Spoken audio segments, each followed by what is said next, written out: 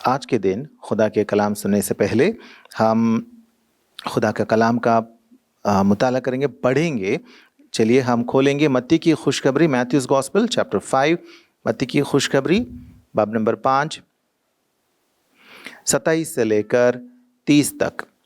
Matthew's gospel chapter 5, 27 to 30। मत्ती की खुशखबरी बाब नंबर 5, आयत नंबर 27 से लेकर 30 तक। हम बारी बारी से पढ़ेंगे, हम सब पढ़ेंगे। We all shall read, but we shall read alternatively. We all shall read. तुम सुन चुके हो कि कहा गया था, जिना ना करना। लेकिन मैं तुमसे ये कहता हूँ कि जिस किसी ने बुरी ख्वाहिश से किसी औरत पर निगाह की, वो अपने दिल में उसके साथ जिना कर चुका। बस अगर तेरी दाहिनी आंख तुझे ठोकर खिलाए तो उसे निकाल कर अपने पास से फेंक दे, क्योंकि तेरे लिए यही बेहतर है कि तेरे आज़ा में से एक जाता रहे और तेरा सारा बदन जहन्नुम में ना डाला जाए। और अगर तेरा दाहिना हाथ तुझे ठोकर खिलाए तो उसको काट कर अपने पास से फेंक दे, क्योंकि तेरे लिए यही बेहतर है कि तेरे आज़ा में से एक जाता रहे और तेरा सारा बदन जहन्नुम में ना जाए। दुआ करेंगे, खुदा की रहमत मांगेंगे। ऐ हमारे आसमानी बाप, हम आपसे दरख्वास्त करते हैं कि आप हमारे साथ रहें। खुदावंद यीशुआ के खून में हमें धो करने को पाक बनाएं, और यीशुआ में जो पाकीज़गी आप हम सबों पर अता की है, उस पाकीज़गी के मुताबिक इस कलाम को हमारी ज़िंदगियों से जोड़े, ताकि खुदावंद हम और आपके सामने लायक बने, ताकि लायक बनकर लायक तरीके से आपकी इस मेज़ में हाथ डाल पाएँ। हमारे आसमानी बाप, इस कलाम में से हमसे गुफ्तगू कीजिए। हमारी निजी ज़िंदगियों में हम कैसे हैं, किस तरह की तकद्दुस पाकीज़गी हमको अपने लिए लेना चाहिए, अपनाना चाहिए, आपके कलाम में से सिखाएं। खुदावन, मुझे भी याद कीजिए, एक आम इंसान हो, आपके सामने नापाक नाचीज़ हूँ। यीशुआ के खून में धो करने को पाक कीजिए, और आपके कलाम को छूने का और इसका मुताला करने का रहम आसमान से मुझ पर उंडेल दीजिए। खुदावन, अपने आप को यीशुआ के खून के छिड़काव के नीचे लाते हुए हमारे दरमियान जो भी कलाम सुन रहे हैं, और ऑनलाइन में भी जो हमारे साथ शामिल होकर कलाम सुन रहे हैं, हम सबों से आप ही गुफ्तगू कीजिए करके आपसे दरख्वास्त करते हुए ये छोटी सी दुआ हमारे खुदावंद और मर्जी यीशुआ के पाक नाम से मांगते हैं, आमीन। अजीज़ों, यहाँ खुदावंद यीशुआ कुछ बातें कह रहे हैं। आज हम देखेंगे क्या एक यीशुई इंसान को हवस करना या सोहबत करना रवा है या नहीं। इस बात पर आज हम देखेंगे। यहाँ पे लिखा हुआ है मत्ती की खुशखबरी बाब नंबर 5 और आयत नंबर 27 में, तुम सुन चुके हो कि कहा गया था, जिना ना करना। हाँ, कलाम में हम पढ़ते हैं कि पुराने अहदनामा में खुदा ने बहुत सारी बार ये बातें कही थी कि तुम जिना मत करना, जिना ना करना, क्योंकि खुदा सख्त नफ़रत करता है उन लोगों से जो जिना करता है। इसीलिए हमारा खुदा कहता है कि जिना ना करना। पुराने अहदनामा में खुदा ने कहा था कि जिना ना करना। खुदावंद यीशुआ यहाँ पे और कुछ बातें उस हुक्म के साथ और कुछ बातें जोड़ देते हैं। क्या है वो बातें? 28वीं आयत, लेकिन मैं तुमसे ये कहता हूँ कि जिस किसी ने बुरी ख्वाहिश से किसी औरत पर निगाह की, वो अपने दिल में उसके साथ जिना कर चुका। ये तो बहुत बड़ी बात है। ये तो हर एक इंसान इसको सह नहीं सकता। ये बहुत बड़ी बात है। यहाँ खुदावंद यीशुआ कहते हैं, लेकिन मैं तुमसे कहता हूँ कि जिस किसी ने बुरी ख्वाहिश से अपनी किसी औरत पर निगाह की, वो अपने दिल में उसके साथ जिना कर चुका। अजीज़ों, यहाँ पे खुदावंद यीशुआ क्या कह रहे हैं? बुरी ख्वाहिश के बारे में वो बात कर रहे हैं। बुरी ख्वाहिश से किसी औरत पर निगाह करना, बुरी ख्वाहिश, इंसान के अंदर बुरी ख्वाहिश है। ये बुरी ख्वाहिश कहाँ से आई है? ये बुरी लफ्ज़ जो है, ये लफ्ज़ बुरी जो है, ये बुराई इंसान में है, ये इंसान में मौजूद है। इंसान में ये बुराई या बुरी लफ्ज़ जो है, ये बुराई कहाँ से आ गई इंसान के अंदर? इंसान के अंदर तमाम तरह की बुराइयां हैं। ये पहले जब आदम और खव्वा ने गुनाह किया, उस दिन से इंसान के अंदर ये बुराई मौजूद है, शामिल हो चुकी है। अजीज़ों, इंसान के अंदर बहुत सारी बुराइयां हैं। इंसान समझता है और कहता है और ऐसा समझता है कि मैं तो बहुत अच्छा इंसान हूँ, मैं तो बहुत अच्छा हूँ, मैं तो पाक साफ हूँ, मैं तो बहुत नेक हूँ, नेक बंदा हूँ, खुदा परस्त बंदा हूँ, हाँ मैं तो बहुत पाक हूँ। इंसान ऐसा समझता है। इस दुनिया में तमाम लोग यीशुई मोमिनों को छोड़कर बाकी तमाम लोगों से जब हम पूछेंगे और कहेंगे कि आप कैसे हैं, क्या आप अच्छे हैं, बुरे हैं, तो वो लोग कहते हैं, बहुत बहुत सारे लोग, बहुत ज़्यादा लोग कहते हैं कि मैं तो अच्छा हूँ, मैं तो नेक हूँ, मुझ में क्या बुराई है। लोग ऐसे ही कहते हैं। लोग नहीं मानते कि वो अपने अपनी पैदाइशी गुनहगार हैं, अपनी पैदाइश से ही पैदाइशी गुनहगार हैं। लोग नहीं मानते हैं। लोगों के अंदर फ़ख्र है और लोग कहते हैं मैं तो नेक हूँ, मैं तो नेक बंदा हूँ, पाक हूँ। लेकिन इंसान के अंदर बहुत सी बुराइयां हैं। इंसान बैठकर उन बुराइयों को एक दिन सीखता नहीं है। कोई भी इंसान पैदा होने के बाद बैठकर एक दिन ऐसा नहीं सीखेगा कि मैं आज बुराइयों को सीखूंगा। नहीं, ऐसा तो नहीं होता। हम में से किसी के साथ ऐसा नहीं हुआ था, बल्कि हम बुराई के साथ ही पैदा हो चुके हैं। इस बात को सोचना, समझना, जहन में बिठाना बहुत अहमियत रखती है। ये बात बहुत अहम बात है। इंसान कभी भी बैठकर बुराई को सीखता नहीं है, लेकिन उसके अंदर वो पाता है, अपने अंदर ही, अपने दिल में, अपने जहन में, अपने ज़मीर में, अपने अहले लवामा में वो पाता है कि उसके अंदर एक बुराई है। हर एक इंसान ये जानता है किस तरह की बुराइयां हैं इंसान के अंदर। मरकुस की खुशखबरी में यीशुआ सुनाते हैं, आ जाइए मरकुस की खुशखबरी बाब नंबर 7, मार्क्स गॉस्पेल चैप्टर 7 और आयत नंबर 19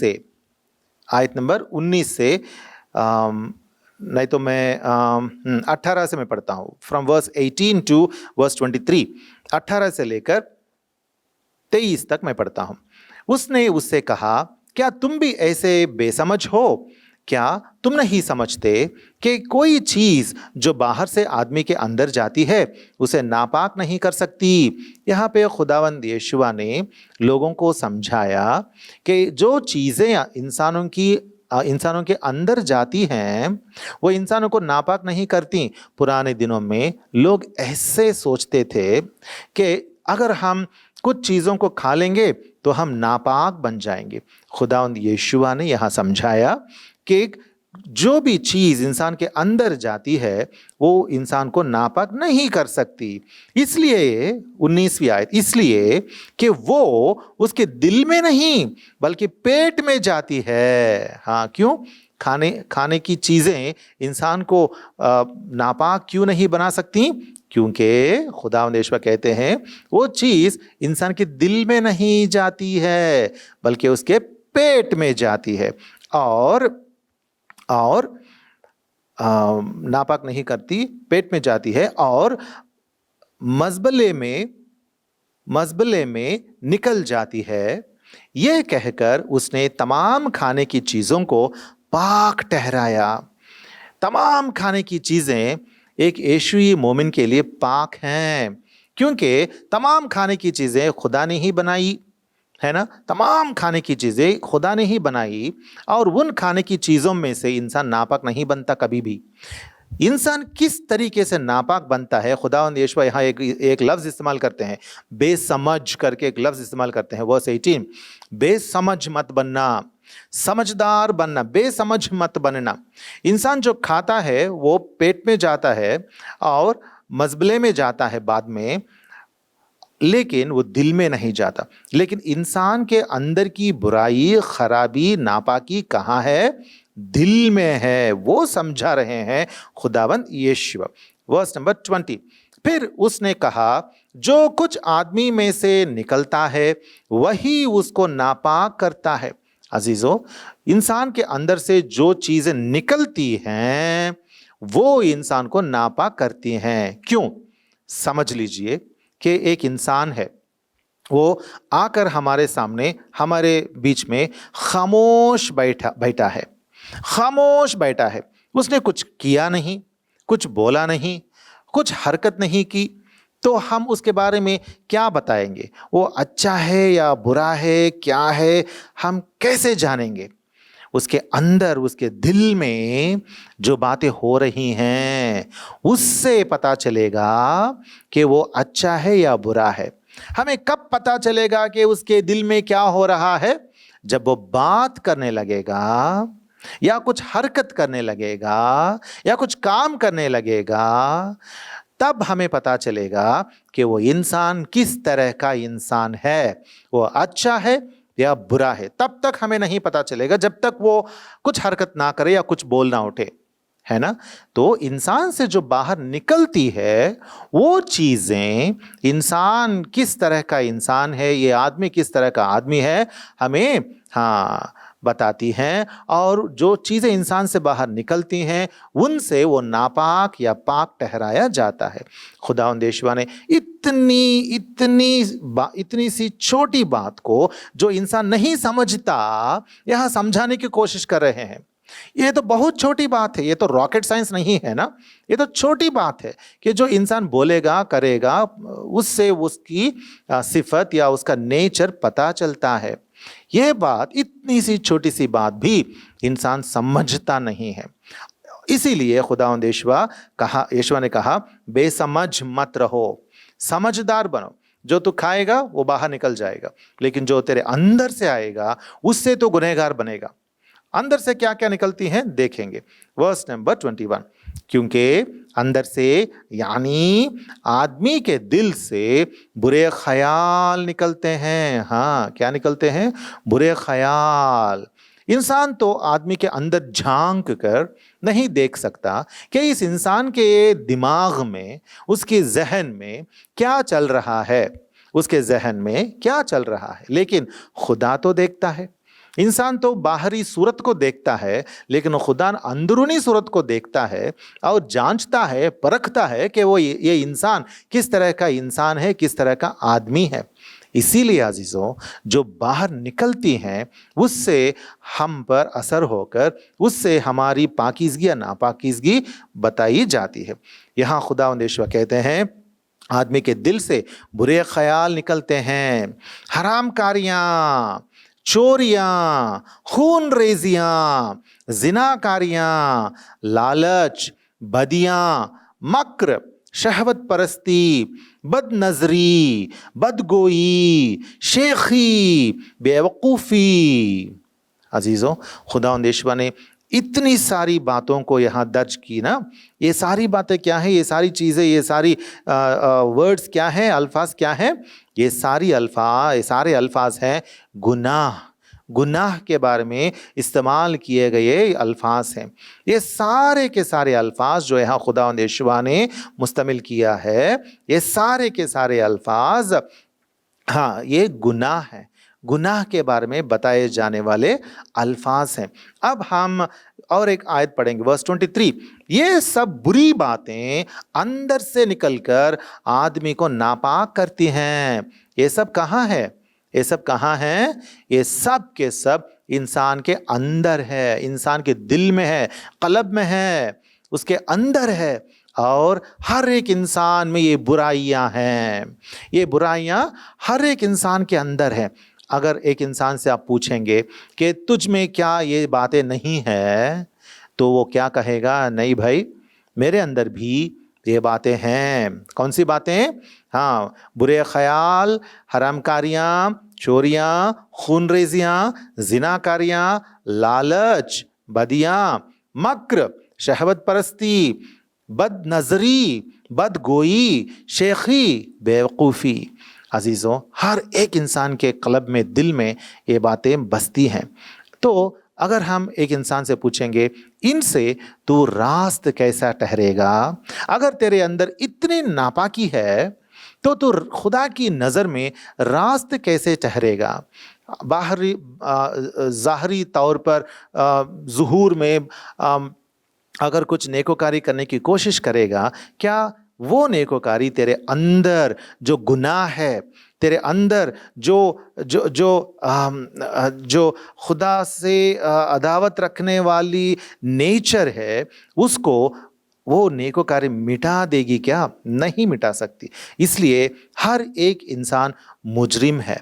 खुदा की नज़र में हर एक इंसान मुजरिम है, क्योंकि उसके अंदर ये बुराइयां हैं। इसीलिए खुदावंद यहोवा यहाँ कहते हैं, वापस आएंगे मत्ती की खुशखबरी बाब नंबर 5 और आयत नंबर 28। लेकिन मैं तुमसे ये कहता हूं कि जिस किसी ने बुरी ख्वाहिश से किसी औरत पर निगाह की, वो अपने दिल में उसके साथ जिना कर चुका। हाँ, देखिए, खुदावंद यीशुआ के अहकाम और उसकी रास्तबाजी कितना आला है। उसके अहकाम कितने आला हैं, उसकी रास्तबाजी कितनी आला है। आप देखिए, बुरी ख्वाहिश इंसान के अंदर है। हर एक इंसान के अंदर बुरी ख्वाहिश है। अजीज़ों, अगर हम जानते हैं कि हमारे अंदर ये बुराई है, ये बुरी ख्वाहिश है, ये बदनज़री है, तो इससे कौन हमें रिहाई बख्शेगा? हम इस बुरी नज़र से, ये बदनज़री से, ये बुरी ख्वाहिश से किस तरीके से हम रिहाई पा सकते हैं? कौन हमें रिहा करेगा कि हम कतई बिल्कुल हमेशा के लिए अबद तक बदनज़री से बाज रह सकें? ऐसा कोई भी इंसान कर नहीं सकेगा कि हमें अबद तक बदनज़री से बाज रख सके। अजीज़ों, यह है बड़ा प्रॉब्लम।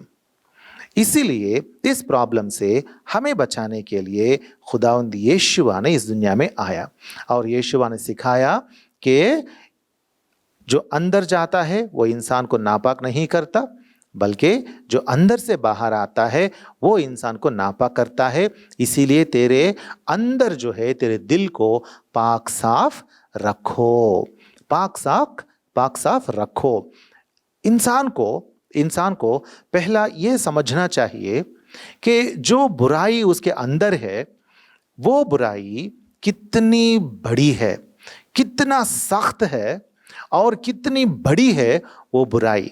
इंसान समझता नहीं है। बहुत सारी बार हम देखते हैं कि इंसान समझता नहीं है कि उसके अंदर वो कितनी गहराई तक वो बुराई इंसान के दिल के अंदर छुपी है। इंसान क्या समझता है, अगर मैं बुरा करूंगा तो मैं गुनहगार बनूंगा, जब तक मैं बुराई नहीं करूंगा मैं गुनहगार नहीं हूं। इंसान ऐसा समझता है। तमाम इंसान आम तौर पर ऐसे ही समझते हैं कि मैं जब बुराई करूंगा तब मैं गुनहगार हूं।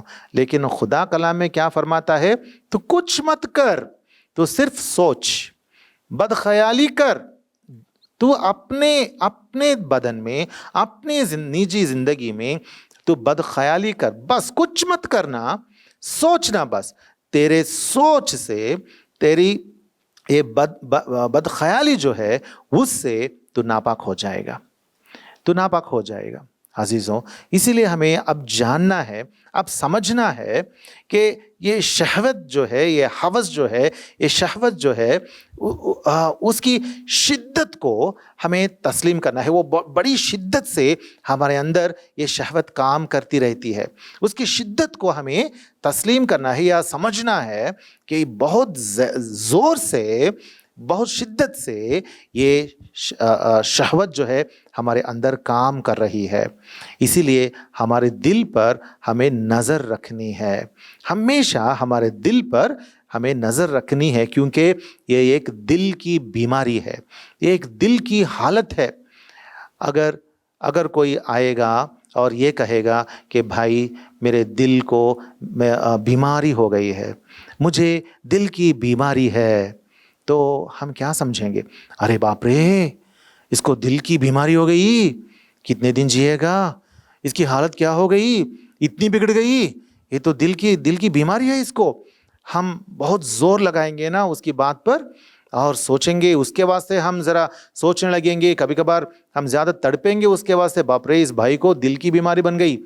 अजीजों, हम सबों की हालत ऐसी ही है, हम सबों को दिल की बीमारी है, क्योंकि हमारे दिल के अंदर नापाकी है, उसे हम नहीं मिटा सकते, कोई भी नेकोकारी मिटा नहीं सकती।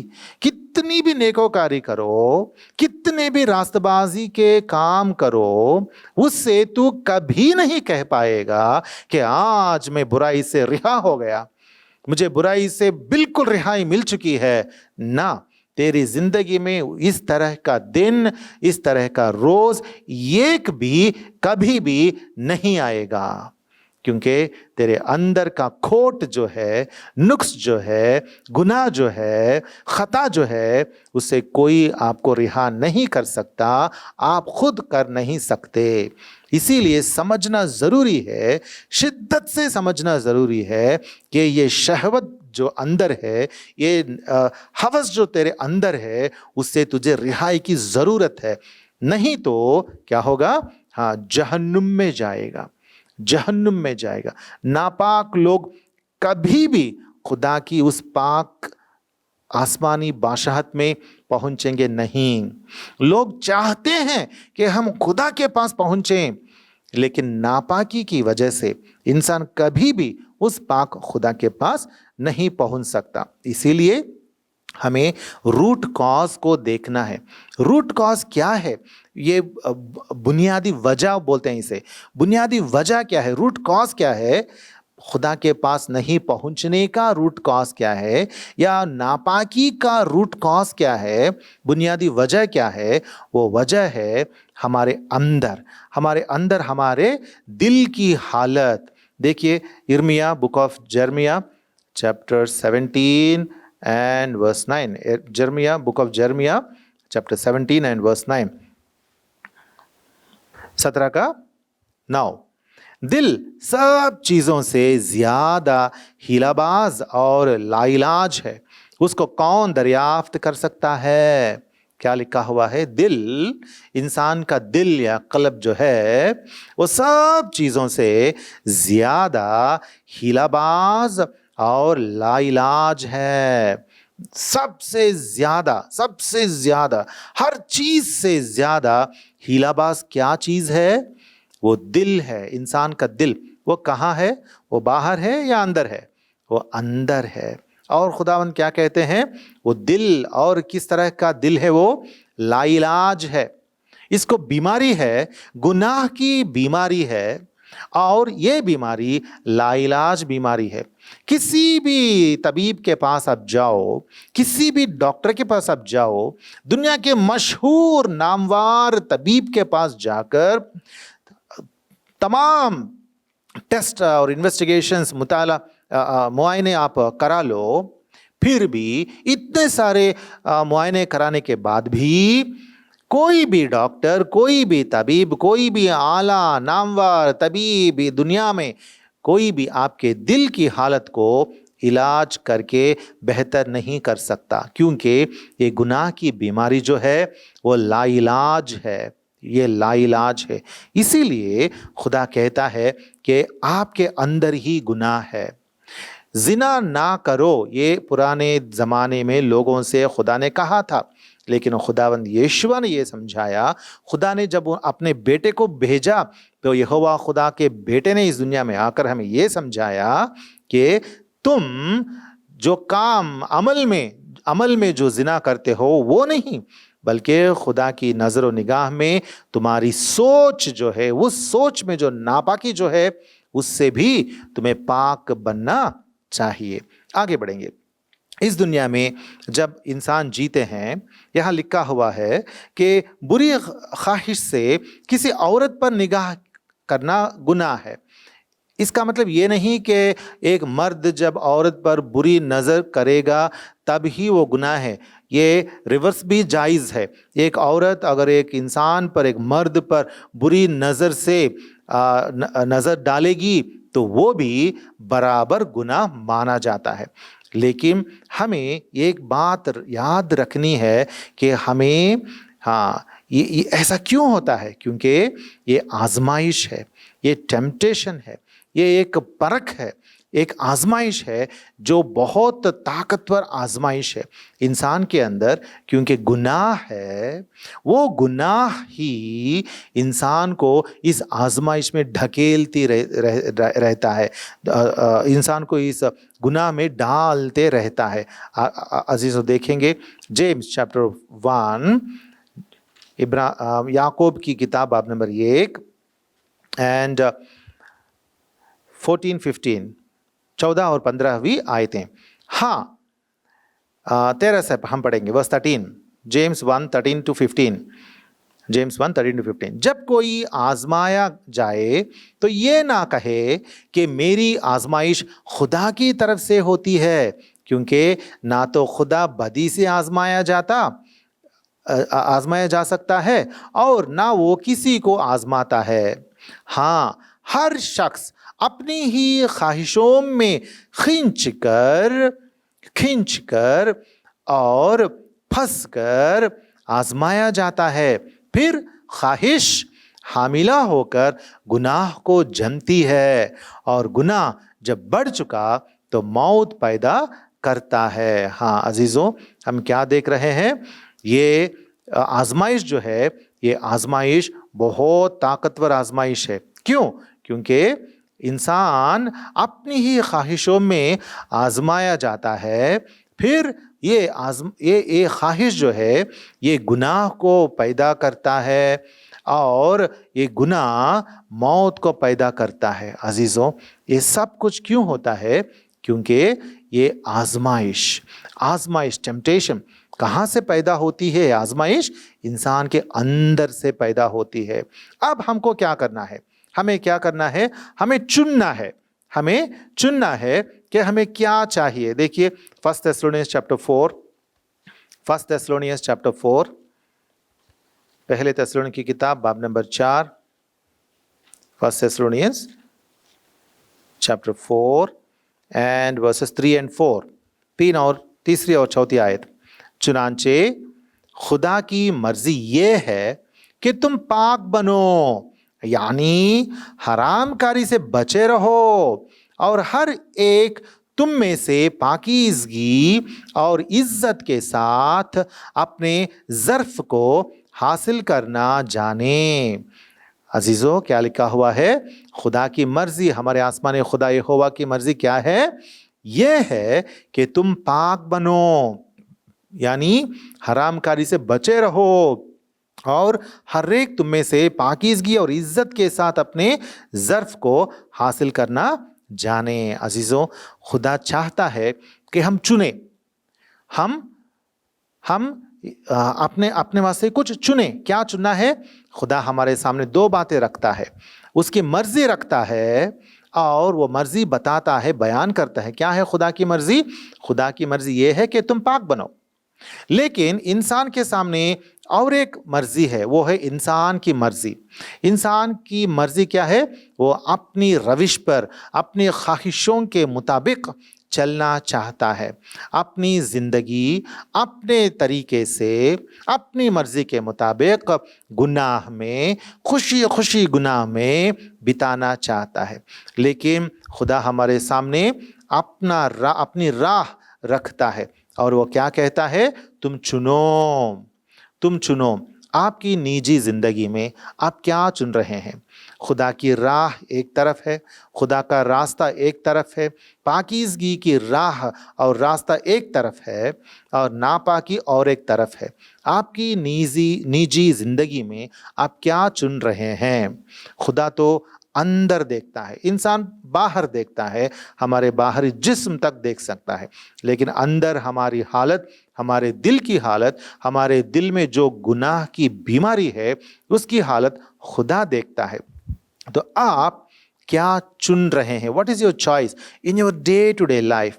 What are you choosing? Are you choosing the things belonging to the world, the things which will put you into temptation, which will drive you into temptation, or are you choosing God's way, which is the way of sanctification, day by day becoming sanctified in the presence of the Lord? इंसान है हम, हमें चुनना है। आप क्या चुन रहे हैं? अजीज़ों, हमारे सामने खुदा की मेज़ है। इस मेज़ में हाथ डालने से पहले हमें चुनना है खुदा की राह। अगर हम गुनाह की राह में चल रहे हैं तो हमें उस राह को तर्क करना है, छोड़ना है और आगे बढ़कर खुदा की तकद्दुस को या खुदा की पाकीज़गी को हमें उसका इंतखाब करना चाहिए, उसको चुनना चाहिए। आगे बढ़ेंगे। यहाँ पे we will come back to Matthew's gospel chapter 5, मत्ती की खुशखबरी बाब नंबर 5 वर्स नंबर 29। बस अगर तेरी दाहिनी आंख तुझे ठोकर खिलाए तो उसे निकाल कर अपने पास से फेंक दे। खुदावंद यहोवा इतनी सख्त बात कह रहे हैं ना।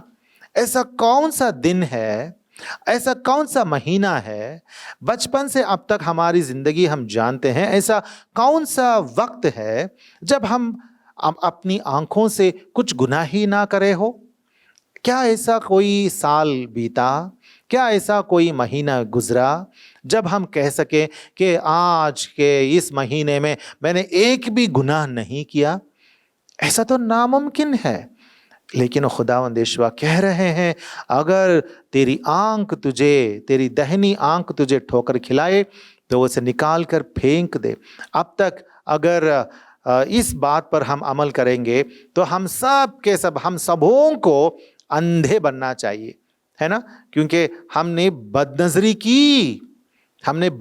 की, इसीलिए हमारी आंखों को निकाल देना चाहिए। लेकिन यहाँ यहोवा खुदावंद क्या कह रहे हैं? क्या ऐसा मुमकिन है कि एक कान ठोकर खिलाए, एक कान बदनजरी करे और एक आंख बदनजरी करे और दूसरी आंख बदनजरी ना करे? Is it possible? See, what is Lord Jesus saying here? If your right eye is offending you, take it out, pull it out and throw it out. Is it possible for one eye to offend you and the other eye not to offend you? Is it possible anywhere?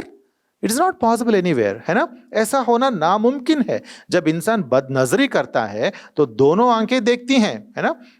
Whenever a man or woman looks with bad intention, then both the eyes will look. one eye will not look and other will not keep quiet, है ना? ऐसा तो नामुमकिन है। इसीलिए हमें समझना है कि खुदावंद यहोवा यहाँ पे एक आंख गुनाह करे तो निकाल दो करके जब बताए तो इसका मतलब ये नहीं कि सचमुच में एक ही आंख गुनाह करेगा और उसे ही निकालना है। ना ना ना ना ना, ये तो एक तमसील है, एक मिसाल है, एक एग्जाम्पल है, ताकि हम समझें कि गुनाह की सख्ती और गुनाह की शिद्दत क्या है। अजीजों, हमें अब समझ में आई है ये बात कि दोनों आंख गुनाह करती हैं, लेकिन एक आंख अगर गुनाह करती है तो उसे निकाल करके खुदावंद यहोवा ने जब कहा, इसका मतलब ये है कि हमें गुनाह की शिद्दत को और गुनाह के जोर को हमें समझना है और उस गुनाह के जोर पर हमें भी जोर से पेश आना है। गुनाह की उस शिद्दत पर हमें भी शिद्दत से पेश आनी है। यह है खुदावंद यहोवा के इस कौल का मतलब। आगे बढ़ेंगे। खुदावंद यहोवा क्या कहते हैं? हाँ, बस अगर तेरी दाहिनी आंख तुझे ठोकर खिलाए तो उसे निकाल कर अपने पास से फेंक दे, क्योंकि तेरे लिए यही बेहतर है कि तेरे आज़ा में से एक जाता रहे और तेरा सारा बदन जहन्नुम में ना डाला जाए। अजीज़ों, खुदावंद यहोवा यहाँ जहन्नुम के बारे में बात कर रहे हैं। जो कोई गुनाह करेगा वो ज़रूर जहन्नुम में जाएगा, है ना? जो कोई गुनाह करेगा, गुनहगार जो है, वो ज़रूर जहन्नुम में जाएगा। आजकल दुनिया में लोग क्या कर रहे हैं पता है? लोग ऐसे समझते हैं कि हम बहुत सारी नेकी को हम इकट्ठा करेंगे।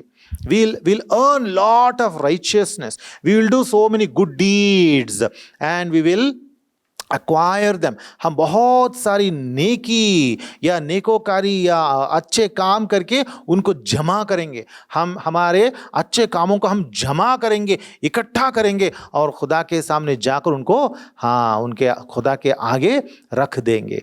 ना ना ना, जो कुछ तू अच्छे काम करेगा वो उन तमाम अच्छे कामों से, नेकोकारी से तेरे दिल की नापाकी, गुनाह जाते नहीं हैं। तो खुदा तुझे कैसे कबूल करेगा?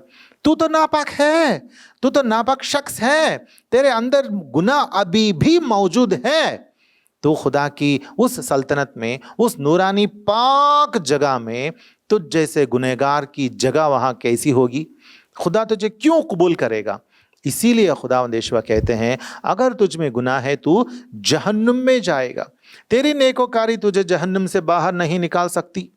जो चीजें तूने इकट्ठा किए, जो चीजें तूने इकट्ठा की और जो नेकी या अच्छी चीजें तूने इकट्ठा किया है, ये चीजें तुझे जहन्नुम से बचा नहीं सकती हैं। ये नेकोकारी, तेरी नेकोकारी खुदा की उस सजा से तुझे बचा नहीं सकती हैं। तू जहन्नुम में जरूर जाएगा। और क्या कहते हैं यीशुआ, वर्स नंबर 30, और अगर तेरा दहिना हाथ तुझे ठोकर खिलाए तो उसको काट कर अपने पास से फेंक दे, क्योंकि तेरे लिए यही बेहतर है कि तेरे अज़ा में से एक जाता रहे और तेरा सारा बदन जहन्नुम में ना जाए। अजीजों, खुदावंद यीशुआ कहते हैं, तू अपने हाथ को भी काट कर फेंक दे, नहीं तो जहन्नुम में जाएगा। ये तो नामुमकिन है। अगर हम इस कलाम पर अमल करेंगे, अब तक हमारी दोनों आंखें हमें निकालना पड़ता है, हमारे हाथों को काट डालना पड़ता है। हर एक यीशुई इंसान इस दुनिया में अंधा रहेगा और लंगड़ा रहेगा, या वो बगैर हाथों के रह जाएगा। लेकिन यहाँ खुदावंद यीशुआ इन बातों में गुनाह की शिद्दत बताने के लिए ये बातें उन्होंने कही। और इन बातों में से, इन आयतों में से हमें ये बात समझ में आती है कि रूट कॉज क्या है। रूट कॉज हमारे अंदर है, हमारे दिल की बीमारी है। और वो दिल की बीमारी, it has got a lot of power. The temptation, the sin inside, it has got lot of power. उसको बहुत ताकत है। उससे हमें, हाँ, बचना है। कैसे बचेंगे? चुनकर बचेंगे, इंतखाब करके बचेंगे। हमें चूज करना है, हर एक दिन चूज करना है, चुनना है, मैं क्या करूँगा, क्या नहीं करूँगा। हमें चुनकर खुदा की मर्जी के मुताबिक पाक बनते हुए हमें आगे बढ़ना है। इतना ही नहीं, बल्कि ये अंदर जो दिल में जो गुनाह है उसको निकालने के लिए खुदा के कलाम में एक ही बात, एक ही चीज, काम आने वाली चीज एक ही बताई गई है। वो क्या है देखेंगे। 1 John chapter number 1 verse 7, 1 John 1:7। लेकिन अगर हम नूर में चलें जिस तरह वो नूर में है, अजीजों क्या लिखा हुआ है, अगर हम नूर में चलें, अगर हम नूर में चलना चाहते हैं, गुनाह के अंधेरे से निकलकर अगर हम खुदा के नूर में चलना चाहते हैं, क्योंकि खुदा नूर में है, तो हमारी आपस में शिराकत है। खुदा और इंसान के बीच में आपस की शिराकत होती है जब इंसान चाहे कि वो नूर में जाना चाहे, और उसके बेटे यीशुआ का खून हमें तमाम गुनाह से पाक करता है। किस तरीके से हम खुदा के सामने, खुदा की नज़र व निगाह में हम पाक हो सकते हैं? इस दिल की बीमारी से, शिद्दत से, जो सख्त बीमारी इंसान के दिल में है, हर एक इंसान के दिल में है, इस बीमारी से हमें पाक करने वाली इकलौती चीज़ क्या है? लिखा हुआ है, उसके बेटे खुदा यहोवा, खुदा के बेटे, हकीकी खुदा, हक ताला यहोवा खुदा जो है, जो यीशुई और यहूदियों का खुदा है, उस खुदा के बेटे यीशुआ का खून जो सलीब पर बहाया गया, उससे तमाम गुनाह से, हाँ, हमें पाकीज़गी हासिल होती है। तमाम गुनाह से, दिल के अंदर जो गुनाह है खुदा उसे माफ़ी बख्शेगा, माफ़ करेगा। तेरे अंदर जो गुनाह है, तेरे अंदर जो गुनाह, तमाम तरह के गुनाह हैं, उन सबों से तुझे पाक करने वाली चीज़ एक ही है। वो क्या है? खुदावंद यीशुआ का खून। मैं और एक बार पढ़ता हूँ।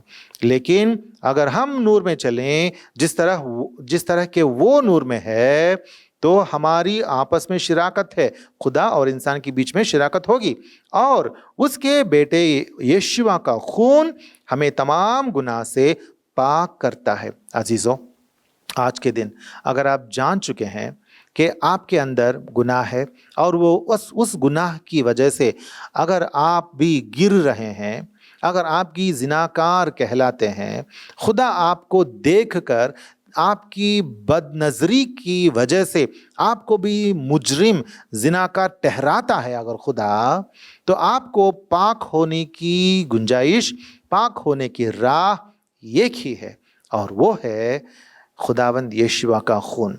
इसीलिए खुदावंद यीशुआ के पास आइए। यीशुआ, मुझे आपके खून में धोकर नेक को पाक कीजिए। जो आपने सलीब पर मेरे वास्ते आपने बहाया, उस खून में मुझे धोकर नेक को पाक कीजिए करके खुदावंद यीशुआ से एक छोटी सी दुआ अगर हम मांगेंगे सच्चे दिल से, यीशुआ को कबूल करते हुए, यीशुआ मैं मानता हूँ कि आप तमाम दुनिया के गुनाह को मिटाने के वास्ते अपने पाक खून बहाया है, आप पाक पैदा होकर, पाक औरत को पैदा होकर आप पाक खून बहाए हैं, आप में गुनाह नहीं है, आपका खून पाक है, मेरे वास्ते बहाया गया है, मुझे उस खून में धो करने को पाक कीजिए करके अगर आप छोटी सी दुआ मांगेंगे तो आप खुदा की नज़र में पाक साफ हो जाएंगे। यीशुआ का खून तमाम गुनाह से हमको पाक करता है, आपको पाक करता है। आप इंतखाब अभी आपके हाथ में है, चॉइस आपके हाथ में है। अजीज़ों, आपकी ज़िंदगी को आप पाक साफ करके खुदावंद यीशुआ की आमद के लिए, सेकंड रिटर्न के लिए, कमिंग के लिए आप इंतज़ार करते रहें। हमारे लिए खुदा ने इतना ही कहा कि मैं मेरे बेटे यीशुआ को भेजूंगा, एक दिन यकायक भेजूंगा, और यीशुआ आएंगे और आसमान में जाहिर होंगे। जब हम खुदावंद यीशुआ को आसमान में जाहिर होते देखेंगे तो फटाफट हम बदल जाएंगे, यकायक हम बदल जाएंगे, और ये जिस्म जो है ये बदल जाएगा, नूरानी जिस्म बनेगा, और अब्दी हयात हमें मिलेगी, और हम उस अब्दी हयात के साथ, नूरानी जिस्म के साथ, जलाल व जिस्म के साथ खुदावंद यीशुआ को मिलने, यीशुआ से मिलने आसमान में चले जाएंगे, और खुदा की आसमान में, खुदा की सल्तनत में, उसकी बादशाही में हम शामिल हो जाएंगे, चले जाएंगे। अजीज़ों, यह है एक यीशुई उम्मीद, बाइबल की उम्मीद। बाइबल ये उम्मीद देती है, अगर आप बदनज़री करते हैं, अगर आप गुनाह में हैं, आप मिट जाएंगे, जहन्नम को जाएंगे, खुदावंद यीशुआ ने फरमाया। अगर आप बचना चाहते हैं तो खुदावंद यीशुआ के पास आकर यीशुआ के खून में अपने आप को धो लेना, यीशुआ से दुआ करके, यीशुआ मुझे माफ़ करके अपने खून में धो के मुझे नेक को पाक कीजिए, आप मेरे नजात दहिंदा करके मैं मानता हूँ, यीशुआ के नाम में आमीन करके दुआ मांगिए, आप बच जाएंगे। अजीज़ों, मैं यहाँ रोकता हूँ, और हमारे सामने खुदा की मेज़ है। खुदा की मेज़ में हाथ डालने से पहले हम अपनी ज़िंदगियों को जांचेंगे, हमारी नज़र कैसी रही, हमारे अंदर भी बदनज़री रही क्या, हम देखेंगे। अगर हमारे अंदर बदनज़री हुई है, हमसे कुछ बदनज़री हुई है, तो हम खुदा के सामने आकर यीशुआ से मुआफ़ी मांगेंगे, क्योंकि इस दुनिया में गुनाह है। जहाँ भी देखो, जहाँ भी नज़र डालो, वहाँ गुनाह ही गुनाह है। आप हमारे हाथों में फ़ोन जब आता है तो उसमें गुनाह निकलता है, जब हम सड़क पे जाते हैं वहाँ गुनाह निकलता है, जब हम टीवी देखते हैं वहाँ गुनाह निकलता है, जहाँ भी नज़र डालो वहाँ गुनाह ही गुनाह है। इसीलिए अगर हम नापाक बन चुके हैं तो यीशुआ के खून में अपने आप को धो करने को पाक बनाएंगे, और यीशुआ की इस मेज़ में हम पाक हाथ डालेंगे।